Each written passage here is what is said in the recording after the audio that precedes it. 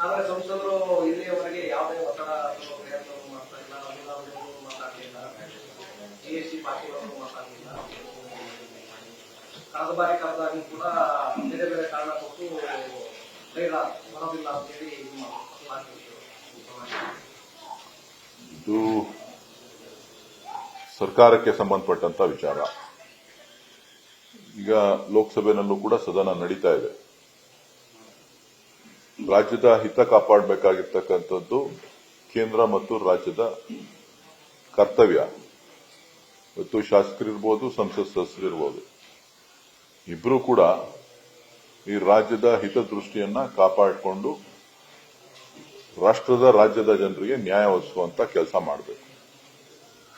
ಇವತ್ತೇನು ಕರ್ನಾಟಕಕ್ಕೆ ಪದೇ ಪದೇ ಅನ್ಯಾಯ ಆಗ್ತಾ ಇದೆ, ಅದನ್ನ ಪ್ರತಿಭಟಿಸುವಂತ ಮನಸ್ಥಿತಿಯನ್ನ ಯಾವುದೇ ರಾಜ್ಯದ ಸಂಸತ್ ಸದಸ್ಯರು ಕೂಡ ಇಟ್ಕೊಂಡಿಲ್ಲ.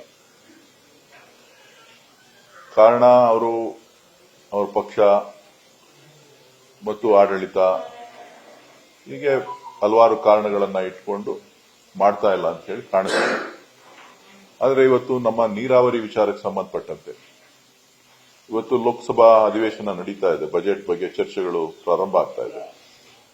ಇಂಥ ಸಂದರ್ಭದಲ್ಲಿ ನಮ್ಮ ಕಾವೇರಿ ಮೇಕೆದಾಟು ಯೋಜನೆ ಇರ್ಬೋದು, ಮಹದಾಯಿ ಸಂಬಂಧಪಟ್ಟಂತೆ ಇರ್ಬೋದು, ಮತ್ತು ಕೃಷ್ಣಾ ಮೇಲ್ದಂಡೆ ಯೋಜನೆಗೆ ಸಂಬಂಧಪಟ್ಟಂತೆ ಇರ್ಬೋದು, ಕಳಸಾ ಬಂಡೂರಿ ಯೋಜನೆ ಇರ್ಬೋದು, ಇವು 4 ಯೋಜನೆಗಳು ಕೂಡ ರಾಜ್ಯದ ರೈತರ ಹಿತದೃಷ್ಟಿಯಿಂದ ಮತ್ತು ಆ ಭಾಗದಲ್ಲಿ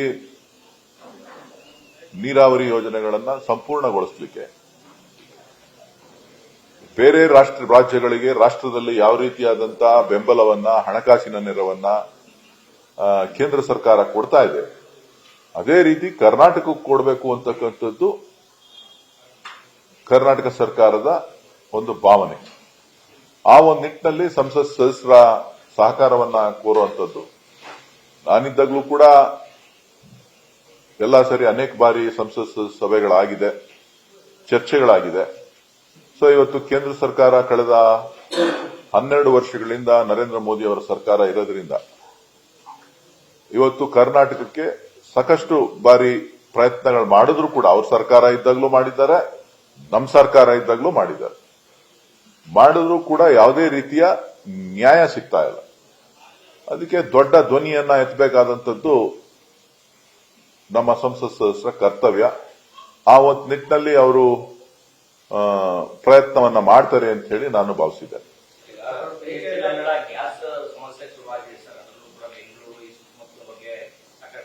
ಕೇಂದ್ರ ಸರ್ಕಾರ ಎಲ್ಲ ರೀತಿಯ ವ್ಯವಸ್ಥೆ ಮಾಡ್ತಾ ಇದೆ, ಆದ್ರೆ ರಾಜ್ಯ ಸರ್ಕಾರ ಪ್ರತಿಭಟನೆ ಮಾಡಿ ಅಂತಂದ್ರೆ ಕರೆ ಕೊಡ್ತಾ ಇದೆ ಅನ್ನೋ ಹೇಳಿಕೆಯನ್ನ ಪ್ರಹ್ಲಾದ್ ಜೋಶಿ ಅವರು ಪ್ರಹ್ಲಾದ್ ಜೋಶಿ ಅವರು ಈಗ ರಾಷ್ಟ್ರದಲ್ಲಿ ಇಡೀ ವಿಶ್ವದಲ್ಲಿ ಯುದ್ಧದ ಭೀತಿ ಶುರುವಾಗಿದೆ. ಸೊ ಅದು ಅನೇಕ ಕಾರಣಗಳಿರ್ಬೋದು. ಯುದ್ಧ ನಡೀತಾ ಇರೋದ್ರಿಂದ ಎಲ್ಲ ರೀತಿಯ ಸಮಸ್ಯೆಗಳನ್ನ ನಾವು ಒಂದು ಪಾರ್ಟ್ ಅಲ್ಲದೇ ಇದ್ರೂ ಕೂಡ ನಮ್ಮ ಮೇಲೆ ಅದರ ಪರಿಣಾಮ ಬಿದ್ದೇ ಬೀರುತ್ತೆ. ಈಗಾಗಲೇ ಅದರ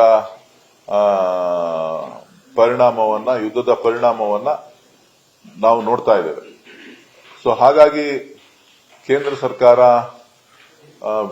ಒಳ್ಳೆ ವಿಶ್ವಾಸವನ್ನ ಇಟ್ಕೊಂಡು ಅವರ ಮಿತ್ರ ರಾಷ್ಟ್ರಗಳ ಜೊತೆ ಮಾತುಕತೆ ಮಾಡಿ ಅಂತಾರಾಷ್ಟ್ರೀಯ ಬಾಂಧವ್ಯಗಳೇನಿದೆ, ವಿದೇಶಾಂಗ ನೀತಿ, ಅದು ಎಲ್ಲೋ ಒಂದ್ ಕಡೆ ಫೇಲ್ ಆಗಿದೆ ಅನ್ನೋದು ಒಂದು ಭಾಗ ಆದ್ರೆ, ಮತ್ತೆ ಈ ರಾಷ್ಟ್ರದ ಹಿತ ದೃಷ್ಟಿಯಿಂದ ಏನೇನು ಮುಂಜಾಗ್ರತಾ ಕ್ರಮಗಳನ್ನು ತೆಗೆದುಕೊಳ್ಬೇಕು ಅದನ್ನು ತೆಗೆದುಕೊಂಡು ಯಾವುದೇ ರೀತಿಯ ಅವಾಂತರಗಳಾಗದೇ ಇದ್ದಂತೆ, ಬೆಲೆ ಏರಿಕೆ ಆಗದೇ ಇದ್ದಂತೆ, ಸಮಸ್ಯೆ ಆಗದೇ ಇದ್ದಂತೆ ತಡಿತಕ್ಕಂತಹ ಕೆಲಸವನ್ನ ಮಾಡಬೇಕು.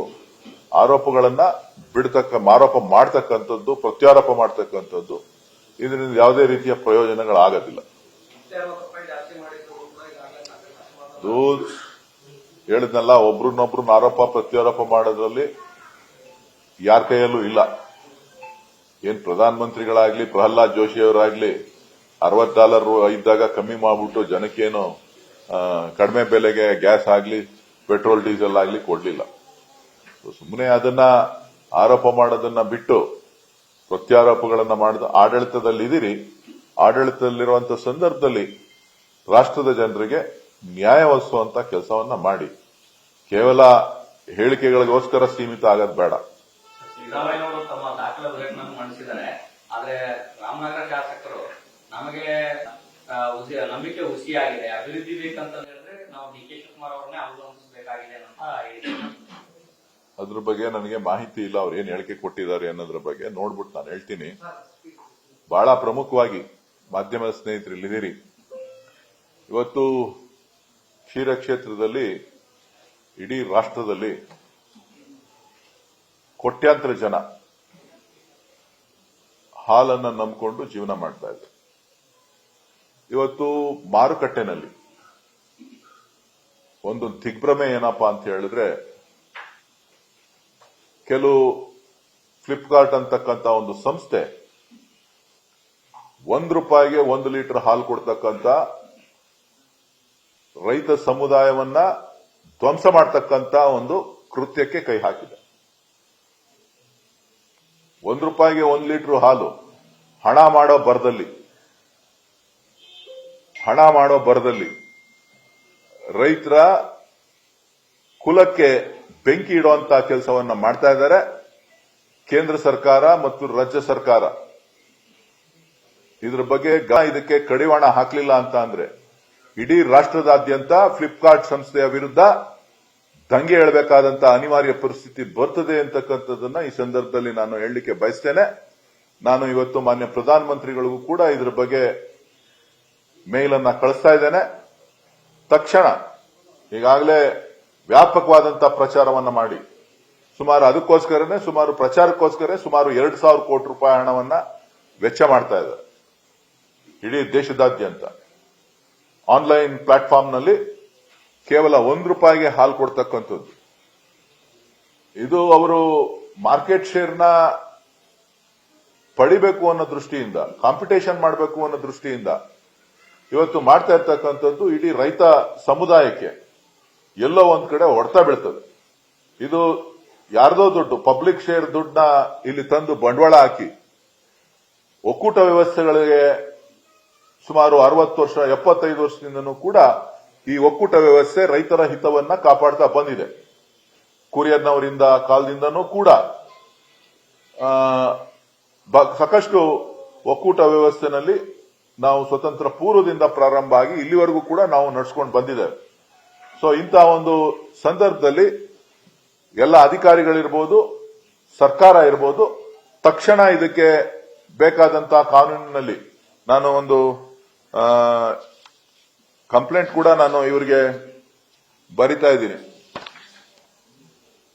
ನಮ್ಮ competition commission of India new Delhi ಅವ್ರಿಗೂ ಕೂಡ ಅಂಡರ್ ಸೆಕ್ಷನ್ 19(1) ಕೆಳಗಡೆ ನೀವು ಇದನ್ನ ಕ್ರಮ ತಗೋಬೇಕು ಅಂತ ಹೇಳಿ ನಾನು ಅವ್ರಿಗೂ ಕೂಡ ದೂರನ್ನ ದಾಖಲಿಸ್ತಾ ಇದ್ದೇನೆ. ಸೊ ನಾನು ಮಾಧ್ಯಮದ ಸ್ನೇಹಿತರಲ್ಲಿ ಹೇಳ್ತಕ್ಕಂಥದ್ದು, ರೈತರ ಹಿತಕ್ಕೋಸ್ಕರ ಈ MNC ಕಂಪನಿಗಳು ಎಲ್ಲೋ ಒಂದ್ ಕಡೆ ರೈತರ ಹಿತವನ್ನ ಹಾಳು ಮಾಡುವಂತಹ ಕೆಲಸ ಇವತ್ತು ಗ್ರಾಹಕರಾಗೆ ನಾವೇನೋ ಒಳ್ಳೇದು ಮಾಡ್ತಾ ಇದೀವಿ ಅಂತ ಹೇಳಿ ಎಷ್ಟು ದಿನ ಕೊಡ್ತಾರೆ? 1 ತಿಂಗಳು ಕೊಡ್ತಾರಾ, 1 ವರ್ಷ ಕೊಡ್ತಾರಾ, 5 ವರ್ಷ ಕೊಡ್ತಾರಾ? ಅವ್ರ ಅಡ್ವರ್ಟೈಸ್ಮೆಂಟ್ಗಳಲ್ಲಿ ಹೇಳ್ಬೇಕು.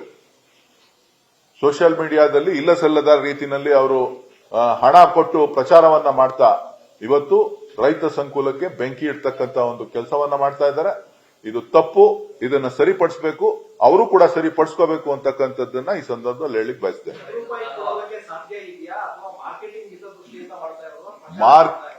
ಪ್ರಚಾರಕ್ಕಿನ್ನ ಇಡೀ ರೈತ ಸಮುದಾಯಕ್ಕೆ ಆಗ್ತಕ್ಕಂಥ ಅನ್ಯಾಯ. ಯಾರು ಆಲ್ರೆಡಿ ಆಡ್ ರಿಲೀಸ್ ಮಾಡಿದ್ದಾರೆ, ಆಡ್ ಕೊಡ್ತಾ ಇದ್ದಾರೆ. ಈಗಾಗಲೇ ಸುಮಾರು 14.5 ಲಕ್ಷ ಲೀಟರ್ ಹಾಲು ಮಾರಾಟ ಆಗಿದೆ. ಏನಿಲ್ಲ ರೀ, ಪಬ್ಲಿಕ್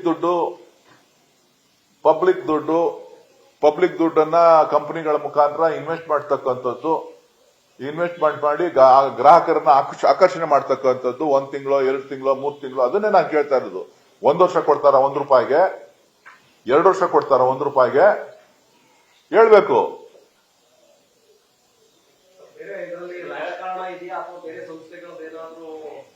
ಇದ್ರ ಬಗ್ಗೆ ನಾನು ಮಾಹಿತಿಯನ್ನ ಕಲೆಕ್ಟ್ ಮಾಡ್ತಾ ಇದ್ದೀನಿ. ನನಗೆ ನಿನ್ನೆ ರಾತ್ರಿ ನನ್ನ ಯಾವುದೋ ಒಂದೆರಡು ಆಡ್ ನೋಡಿದೆ. ಸೊ ಅದಾದ್ಮೇಲೆ ನಾನು ನಮ್ಮ ಅಧಿಕಾರಿಗಳಿಗೂ ಇವತ್ತು ಮಧ್ಯಾಹ್ನ ನಾನು ಭೇಟಿ ಮಾಡಿ ನಾನು ಮಾತನಾಡ್ತಾ ಇದ್ದೇನೆ. ಸೊ ಅದಕ್ಕೆ ಬೇಕಾದಂತ ಕಂಪ್ಲೇಂಟ್ಸ್ ದೂರುಗಳನ್ನು ಕೂಡ ನಾನು ದಾಖಲಿಸ್ತಾ ಇದ್ದೇನೆ. ಸೊ ನನ್ನ ಕಳಕಳಿ ಏನಪ್ಪಾ ಅಂತ ಹೇಳಿದ್ರೆ, ಕಾಂಪಿಟೇಷನ್ ಹೆಸರಲ್ಲಿ, ವ್ಯಾಪಾರದ ಹೆಸರಿನಲ್ಲಿ, ಬಿಸ್ನೆಸ್ ಹೆಸರಿನಲ್ಲಿ ಈ ರೀತಿಯಾಗಿ ರೈತ ಸಂಕುಲಕ್ಕೆ ಬೆಂಕಿ ಇಡ್ತಕ್ಕಂಥದ್ದು. ನಾವು ಹೊರಗಡೆಯವರು ಯಾರೋ ಮಾಡ್ತಾರೆ ಅಂತಂದ್ರೆ ಇಂಟರ್ನಲ್ಲೇ ನಮ್ಮ ದೇಶದಲ್ಲಿರ್ತಕ್ಕಂಥವರೇ ಈ ರೀತಿಯ ಕ್ರಮಗಳನ್ನು ತೆಗೆದುಕೊಳ್ತಕ್ಕಂಥದ್ದು ಎಷ್ಟು ಸರಿ? ಈ ರೀತಿ ವ್ಯಾಪಾರನ, ಗಳಿಕೆಯನ್ನ, ಅವರ ಕಂಪನಿ ವ್ಯಾಲ್ಯೂಯೇಷನ್ ಅನ್ನ ಜಾಸ್ತಿ ಮಾಡಿಸ್ಕೊಳ್ಳೋಕೋಸ್ಕರ ಈ ರೀತಿಯಾಗಿ ಮಾಡಿ ವ್ಯವಸ್ಥೆಯನ್ನ ಹಾಳು ಮಾಡ್ತಕ್ಕಂಥದ್ದು, ಒಕ್ಕೂಟದ ವ್ಯವಸ್ಥೆಯನ್ನ ಹಾಳು ಮಾಡ್ತಕ್ಕಂಥದ್ದು, ರೈತರನ್ನ ಹಾಳು ಮಾಡ್ತಕ್ಕಂಥದ್ದು, ಗ್ರಾಹಕರನ್ನ ಸೆಳಿಲಿಕ್ಕೋಸ್ಕರ ಬೇರೆ ಬೇರೆ ರೀತಿಯಾಗಿ ಮಾಡ್ತಕ್ಕಂಥದ್ದು. ನಾವು ರೈತರಿಗೆ 38 ರೂಪಾಯಿ, 39 ರೂಪಾಯಿ, 40 ರೂಪಾಯಿ ಈ ರೀತಿ ನಾವು ಹಣವನ್ನ ಪಾವತಿ ಮಾಡ್ತಾ ಇದೀವಿ. ಅವ್ರು ₹1 ಇವ್ರು ಕೊಡ್ತೀವಿ ಅಂತ ಹೇಳಿದ್ರೆ ಹೇಗೆ ಸಾಧ್ಯ ಆಗ್ತದೆ?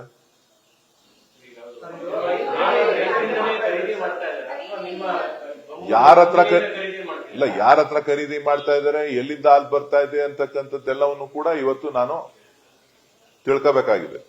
ಇವತ್ತು ಮಾಧ್ಯಮಗಳಲ್ಲಿ ನಾನು ಮನವಿ ಮಾಡ್ತಕ್ಕಂಥದ್ದು, ನೀವು ನನ್ನ ಕರೆಕ್ಟ್ ಟೈಮ್ಗೆ ನನಗೆ ಬಂದಿದ್ದೀರಿ, ನಾನು ಅದನ್ನ ರೆಡಿ ಆಗ್ತಾ ಇದ್ದೆ, ಅದನ್ನ ಏನು ಎತ್ತ ಅಂತ ಹೇಳಿ. ಸೊ ಆ ಟೈಮ್ ಕರೆಕ್ಟ್ ಆಗಿ ತಾವು ಬಂದಿದ್ದೀರಿ. ದಯವಿಟ್ಟು ನೀವು ರಾಷ್ಟ್ರದ ಗಮನವನ್ನ ಸೆಳೆಯಬೇಕು. ಇದು ಒಬ್ಬ ರೈತ, ಅನ್ನದಾತನಿಗೆ ಬೆಂಕಿ ಇಡ್ತಕ್ಕಂತ ಕೆಲಸವನ್ನ ಇವತ್ತು ಮಾಡ್ತಾ ಇದ್ದಾರೆ.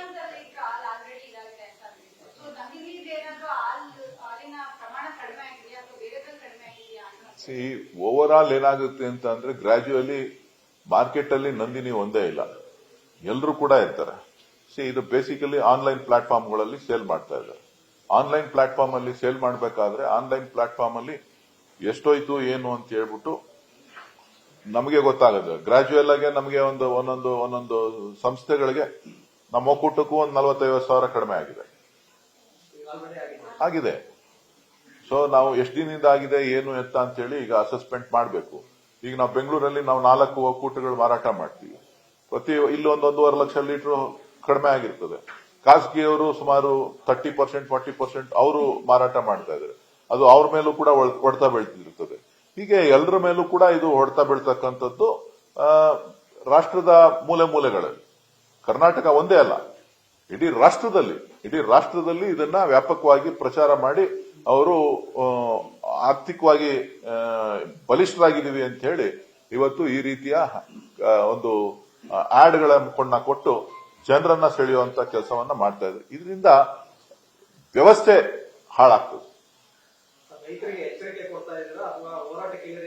ಹೋರಾಟಕ್ಕೆ ಇಳಿರಿ ಅಂತ ಹೇಳ್ತಾ ಇದ್ದೀನಿ. ಎಚ್ಚರಿಕೆ ಅಲ್ಲ, ರೈತರಿಗೆ ಎಚ್ಚರಿಕೆ ಕೊಡಕ್ಕೆ ನಾನು ಯಾರು? ರೈತರು ಹೋರಾಟವನ್ನ ಮಾಡಬೇಕು, ಸರ್ಕಾರ ಎಚ್ಚರಿಕೆ ಕ್ರಮವನ್ನ ತೆಗೆದುಕೊಳ್ಬೇಕು. ಇವ್ರು ಯಾರು ಮಾಡ್ತಾ ಇದ್ದಾರೆ ಅವ್ರಿಗೆ ಎಚ್ಚರಿಕೆ ಕೊಡ್ತಾ ಇದ್ದೀನಿ.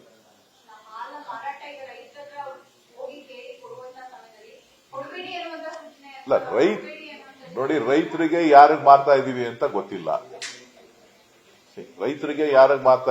ಗೊತ್ತಿಲ್ಲ. ಅವರು ನಮ್ಮವ್ರ ಹತ್ರನೇ, ನಮ್ಮ ಸಂಸ್ಥೆಗಳಲ್ಲೇನೆ ಯಾರ ಹತ್ರನೋ ಒಂದು 5,000 ಲೀಟರ್, 10,000 ಲೀಟರ್, 20,000 ಲೀಟರ್, ಯಾರ ಹತ್ರನೋ 1 ಲಕ್ಷ ಲೀಟರ್ ಟೈ ಅಪ್ ಮಾಡಿ ತಗೋಬಹುದು. ನಮ್ಗೆ ಎಲ್ಲಿ ತಗೋತಾ ಇದ್ದಾರೆ ಅಂತ ಗೊತ್ತಾಗೋದಿಲ್ಲ. ಎಲ್ಲೆಲ್ಲಿ ತಗೊಳ್ತಾ ಇದ್ದಾರೆ? ಬಲ್ಕ್ ಮಿಲ್ಕ್ ತಗೊಳ್ತಾ ಇದಾರ, ರಿಟೈಲ್ ಮಿಲ್ಕ್ ತಗೊಳ್ತಾ ಇದಾರ, ಪ್ರೊಡ್ಯೂಸರ್ಸ್ ಹತ್ರ ತಗೋತಾ ಇದಾರ, ಯಾರ ಹತ್ರ ತಗೋತಾ ಇದ್ದಾರೆ ಅಂತ ಗೊತ್ತಾಗದು. ಅಥವಾ ಅವರೇನಾರ ಪೌಡರ್ ಮಿಕ್ಸ್ ಮಾಡಿ ಮಾರ್ತಾ ಇದ್ದಾರ, ಅದನ್ನು ಕೂಡ ಇವತ್ತು ನಾನು ಸ್ಯಾಂಪಲ್ ಅನ್ನ ತರಿಸ್ತಾ ಇದ್ದೇನೆ. ಸ್ಯಾಂಪಲ್ ಟೆಸ್ಟ್ ಮಾಡಲಿಕ್ಕೆ ಈಗಾಗಲೇ ನಾನು ಅಧಿಕಾರಿಗಳಿಗೆ ಸೂಚನೆ ಕೊಟ್ಟಿದ್ದೇನೆ. ಮಿಲ್ಕ್ ನ ತಂದು ಸ್ಯಾಂಪಲ್ ಟೆಸ್ಟ್ ಮಾಡಿ ಕ್ವಾಲಿಟಿ ಬಗ್ಗೆ ಏನು ಎತ್ತ ಅಂತ ಹೇಳಿ. ಸೊ ಇದೆಲ್ಲವೂ ಕೂಡ ನಾವು ಗಮನ ಹರಿಸಬೇಕಾಗ್ತದೆ. ಹಾಗಾಗಿ ಇವತ್ತು ವ್ಯವಸ್ಥೆ ಹಾಳಾಗೋದ್ಮೇಲೆ ಅದನ್ನ ಮತ್ತೆ ಹಿಡಿತಕ್ಕೆ ತರ್ತಕ್ಕಂಥದ್ದು, ಮತ್ತೆ ರೈತರನ್ನ ಸರಿಯಾದ ರೀತಿಗೆ ತರ್ತಕ್ಕಂಥದ್ದು ಸಂಸ್ಥೆಗಳಿಗೆ ಕಷ್ಟ ಆಗ್ತದೆ. ಒಕ್ಕೂಟ, ಎಸ್ಪೆಷಲಿ ಕೋಆಪರೇಟಿವ್ ಇನ್ಸ್ಟಿಟ್ಯೂಷನ್ಸ್ಗೆ ಬಹಳ ಕಷ್ಟ ಆಗ್ತದೆ. ಒಂದ್ಸಾರಿ ನಾವು ಮುಗ್ಗರಿಸಿದ್ರೆ ಅದರ ಪರಿಣಾಮ ಯಾರ ಮೇಲೆ ಬೀಳ್ತದೆ? ನೇರವಾಗಿ ರೈತರ ಮೇಲೆ ಬೀಳ್ತದೆ. ಆ ದೃಷ್ಟಿಯಿಂದ ನಾನು ಈ ವಿಚಾರವನ್ನ ತಮ್ಮ ಮುಂದೆ ಇಡ್ತಾ ಇದ್ದೀನಿ. ಪ್ರಧಾನಿ ಅವ್ರಿಗೂ ಬರೀತಾ ಇದ್ದೀನಿ ಮೇಲು, ಸಾಯಂಕಾಲದೊಳಗಡೆ ನಿಮಗೆ ಕಾಪಿ ಕಳಿಸ್ಕೊಡ್ತೀನಿ. ಯಾವುದನ್ನ ಮಾತ್ರ ಫ್ಲಿಪ್ಕಾರ್ಟ್ ಸಂಸ್ಥೆಯವರು ಆಡ್ ಮಾಡ್ತಾ ಇದ್ದಾರೆ. ಆಡ್ದು ಬೇಕಾದ್ರೆ ಡೀಟೇಲ್ ಇದೆ, ತರಿಸ್ತೀನಿ, ಸಾಯಂಕಾಲದೊಳಗಡೆ ನಿಮಗೆ ಕಳಿಸ್ತೀನಿ. ನಂದಿನಿ ಅಲ್ಲ ರೀ, ನಂದಿನಿ ಅಲ್ಲ. ಅವ್ರೇನೋ ಬ್ರ್ಯಾಂಡ್ ಮಾಡಿದ್ದಾರೆ, ಅವ್ರು ಮಾರ್ಕೆಟಿಂಗ್ ಮಾಡೋ ಮಾರ್ಕೆಟಿಂಗ್ ಪ್ರಯತ್ನದಲ್ಲಿ ಆಗದೆ ಇರೋದನ್ನ ಮಾಡ್ತೀವಿ ಅಂತ ಹೇಳಿ ಅವ್ರ ಆಸ್ತಿ ಮೇಲೆ ಬಂಡವಾಳ ತೆಗೆದ್ಬಿಟ್ಟು ಮಾಡಿದ್ರೆ ಪರವಾಗಿಲ್ಲ. ಪಬ್ಲಿಕ್ ದುಡ್ಡನ್ನ ಎತ್ಬಿಟ್ಟು, ಪಬ್ಲಿಕ್ ಶೇರ್ಸ್ ದುಡ್ಡನ್ನ ಎತ್ಬಿಟ್ಟು ಇವರು ವ್ಯಾಲ್ಯೂಯೇಷನ್ ಮಾಡ್ಬಿಟ್ಟು ಆ ದುಡ್ಡಲ್ಲಿ ಮುಳುಗಿ ಆ ಕೊನೆಗೆ ಎದುರು ಕೈ ಎತ್ತಿ ಇದನ್ನು ಕೈ ಎತ್ತಿ ಹೋಗ್ತಕ್ಕಂಥದ್ದು. ಸೇಮ್ ಅದು ರೈತರ ಮೇಲಾಗ್ಲಿ ಸಾಮಾನ್ಯ ಜನರ ಮೇಲೆ ಏನೂ ಆಗ್ತಾ ಇರಲಿಲ್ಲ. ಅದು ಮ್ಯಾನುಫ್ಯಾಕ್ಚರಿಂಗ್ ಪ್ರಾಡಕ್ಟ್ಸ್. ಇದು ನೇರವಾಗಿ ರೈತರ ಮೇಲೆ ಹೊಡ್ತಾ ಬಿಡ್ತಕ್ಕಂಥದ್ದು.